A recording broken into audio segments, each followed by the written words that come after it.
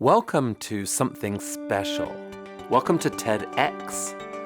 This TEDx event is part of a global conversation that takes place every day in every corner of the world. In schools, in theaters, in workplaces, even in prisons, people gather to hear the best ideas bubbling up in their communities. More than 3,000 TEDx events are held every year in 170 countries. It's a remarkable thing. TEDx events are self-organized under a license from TED, a non-profit organization devoted to discovering and sharing powerful ideas in the form of TED Talks. It's not TED itself, but your local TEDx team of volunteers that has done all the work to put on today's event, including booking all of the speakers. It's this team's ideas, dedication, and time that have made this possible. We really hope today's program sparks an exciting conversation.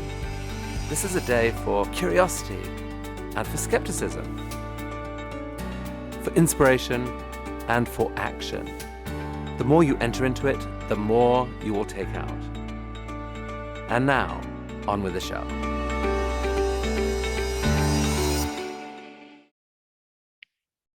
Now, we have Mr. Ashraf Engineer. Ashraf Engineer is an award-winning media and strategic communication veteran. In a media career spanning nearly 2 decades, he was part of led newsrooms such as The Midday, The Bombay Times, The Mastra Herald, and The Hindustan Times.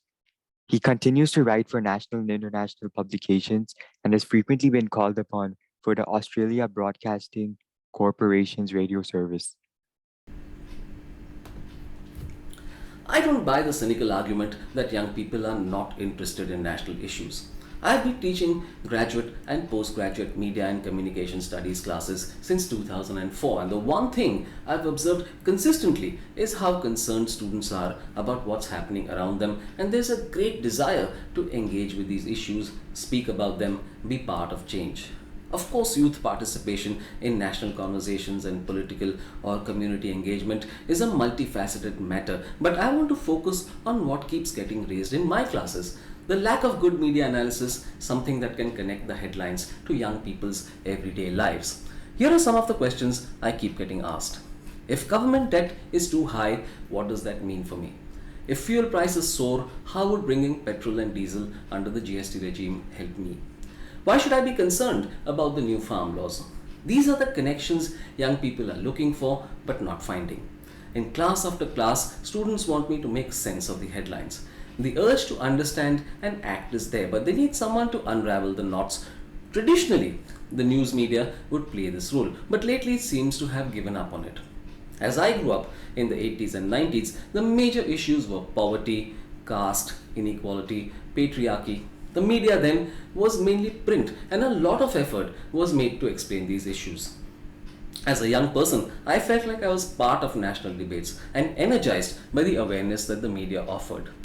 The world has changed since then, and the types of media available at the tap of a phone screen boggle the mind.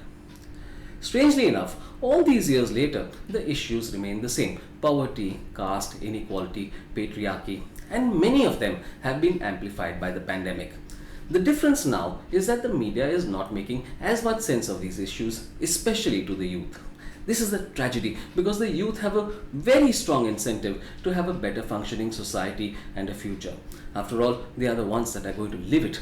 Not only that, young people have a need to belong, to feel that they are part of something greater than themselves.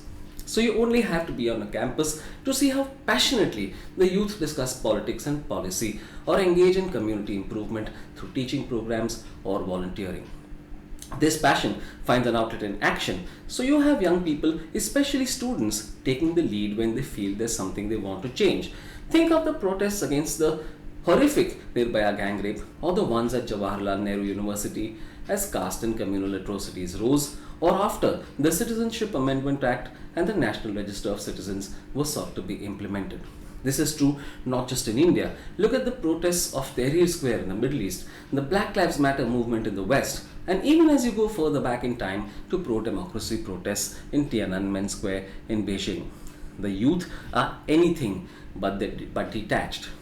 What they need is information and awareness. If anything, they are providing a blueprint for democratic participation in the 21st century. So they're accessing information differently, and therein lies the opportunity for new media. Tools like podcasts can be a great equalizer because, at least in theory, they offer the same unlimited audience to content creators that they do to established media houses. So, my podcast, All Indians Matter, can have a larger audience than that of a news networks. That's not to say it does, but it can. I don't have to worry about distribution challenges, for instance. And there are numerous YouTube channels and podcasts that are, in fact, consumed more than some mainstream media titles. This is where the prospects lie for quality news analysis that truly makes sense of issues that matter. This is why my students and armies of other young people turned to non-traditional platforms when the COVID-19 pandemic hit. From these platforms, they understood exactly what was going on and where help was needed. They organized themselves to help in a variety of ways, from large helpline networks for medicines and locating hospital beds to mobility for stranded migrant workers to return home, and large feeding operations that involved supply chains, kitchen shifts, distribution, and sanitation. There is a clear cultural shift taking place among the youth towards post materialist values. That is, they care about much more than money. A better, more compassionate world is important for them. This is why I launched All Indians Matter, first the website and then the podcast. More than 50% of India's population is under the age of 25 and more than 65% is below the age of 35. In 2020, the average age of an Indian was 29 years compared to 37 for China and 48 for Japan. We call this the demographic dividend. All conversation around this demographic dividend centers around economics, how it will power GDP growth, give us a workforce that others will envy, etc. However, there is one aspect we don't generally talk about. What does this demographic dividend mean for a functional democracy and society? Both require deep participation from its citizens, especially the age majority that I mentioned earlier. This is where the traditional media has played a role in the past and where new media has stepped in to fill the vacuum. So, what can young people do to better understand what is going on around them? What can they do to understand the implications of the news? First of all, look for good sources of information and analysis. It is often individuals or small organizations that do the meaningful work, not always the large media networks. The age of independent media is fast approaching and it needs you. Go a step further and be the voice that India needs. Speak up because media platforms are available to you too and they cost nothing. Once you are aware, educate others too. Create social media campaigns to build opinion and understanding. Spread the light.